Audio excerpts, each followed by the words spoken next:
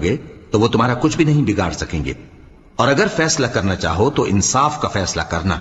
کہ اللہ انصاف کرنے والوں کو دوست رکھتا ہے۔ اور یہ تم سے اپنے مقدمات کیوں کر فیصل کرائیں گے جبکہ خود ان کے پاس تورات موجود ہے جس میں اللہ کا حکم لکھا ہوا ہے۔ یہ اسے جانتے ہیں، پھر اس کے بعد اس سے پھر جاتے ہیں،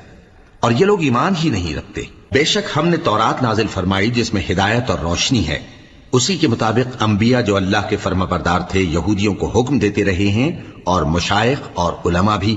کیونکہ وہ اللہ کی کتاب کے نگہبان مقرر کیے گئے تھے اور اس پر گواہ تھے، یعنی حکم الہی کا یقین رکھتے تھے۔ سو تم لوگوں سے مت ڈرنا اور مجھی سے ڈرتے رہنا، اور میری آیتوں کے بدلے تھوڑی سی قیمت نہ لینا، اور جو اللہ کے نازل فرمائے ہوئے احکام کے مطابق حکم نہ دے تو ایسے ہی لوگ کافر ہیں۔ اور ہم نے ان لوگوں کے لیے تورات میں یہ حکم لکھ دیا تھا کہ جان کے بدلے جان اور